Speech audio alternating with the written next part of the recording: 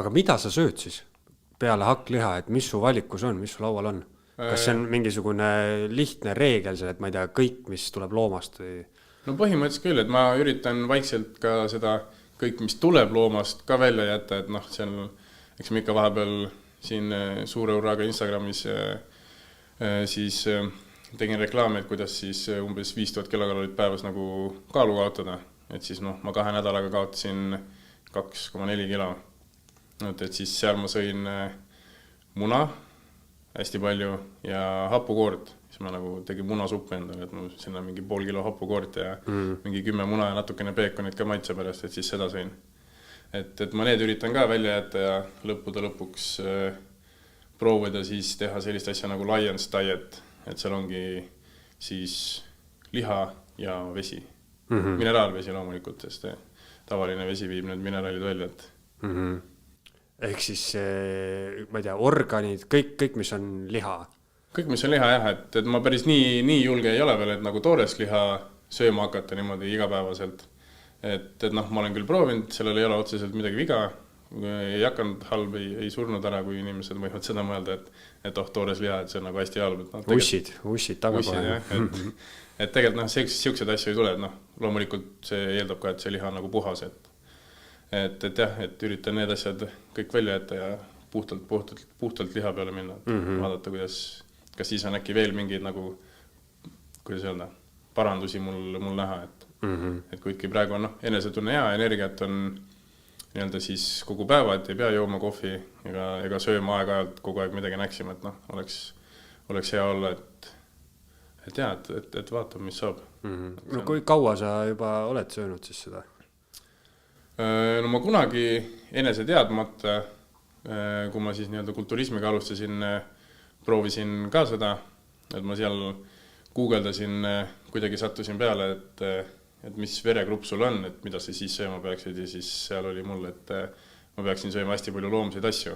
Siis ma mõtlesin, hea küll, et siis ma nagu ei söö enam riisi ega mingit hommikuti saia, vaid noh, sööngi seal, ma ei tea, kodujuustu ja noh, kõik, mis ala loomast tuleb, et proovisin ja siis ma juba paar kuud tegin seda, aga siis noh, jäi kuidagi pooleli, aga nüüd tõsisemalt olen ma sellega tegelema hakanud kuskil aasta algusest.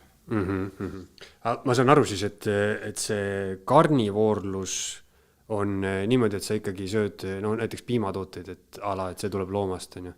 Jaa, sa võid. Ja muna, et selles mõttes, et sa võid neid süüa, et see ei ole otseselt vale, aga noh, neil on süsivesikuid sees nendel piimatoodetel, et siis tuleb jälgida, et nende kogu maht ei läheks üle 20 grammi. Et siis kehaketoosi seisund võib ära lõppeda ja siis pead uuesti kogu selle ketoosi saamise programmi nii-öelda läbi tegema, et seda tuleb siis jälgida.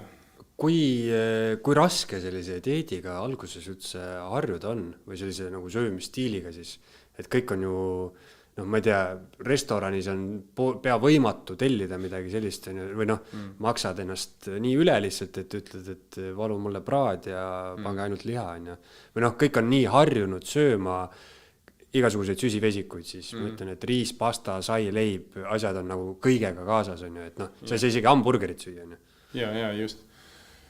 Sellega, alguses esimesed nädal-2 võivad olla päris rasked, et seal tekib selline asi nagu ketoflu, kui sul siis keha vahetab enda energiaallika süsivesikust rasva vastu ja siis kogu selle aja vältel võib halb hakata olla, iiveldus, peavalud, palavik, et see on nagu päris siuke. Ma ütleks, et ränk, et see oleneb inimesest ka, et kuidas kellelgi, et minul nagu väga hullu ei olnud, aga mõnel võib see nagu päris hullult välja lüüa, aga siis see ongi see enamuste inimeste murdumispunkt, et kui see nagu jõuab kätte, siis nad mõtlevad, see ei toimi, aga tegelikult see ongi see loomulik asi, miks see, et mis seal juhtuma peab, et võib-olla enamus, kas nad enese teadmata, või mitte enese teadmata, vaid lihtsalt pole uurinud selle kohta, lihtsalt nägid netis, et karnivoor, okei, ma proovin. Ja siis nad nagu ei olnud lugenud selle kohta, et siuke asi võib olla, siis nii jätavad pooleli, et aga see on siuke tavaline asi, mis juhtub. Et lihtsalt see harjumine võtab aega. Aga kumb siis nagu raskem on, kas need kehalised nii-öelda efektid või sihuke, ma ei tea, tundub ikkagi valikute tohutu piiratus, on ju, et seda küll. Kui sa välja lähed, et siis ongi, noh, mis sa tellid, on ju, Mäkkis enam minna ei saa, on ju. No põhimõtteliselt saad, Mäkis saad ju kõik need tooted süsivesikud ära eemaldada sealt, et saadki no mis elu see on ju. saadki oma 20 grammise pisikese kotleti. Aga no ma arvan, eks kui öelda, et kui sellega alustada, siis ajaaken, millal see võiks nagu toimima hakata, võiks nagu pikemaks venitada, et mitte see on 1-2 nädalat, vaid natukene pikemalt ette mõelda, et nagu mis selle nii-öelda siuksed positiivsed küljed võivad olla ja siis noh, mõelda nendele ja nii-öelda läbi suruda ja noh, kui ei sobi, et selles mõttes, et Eesti esu.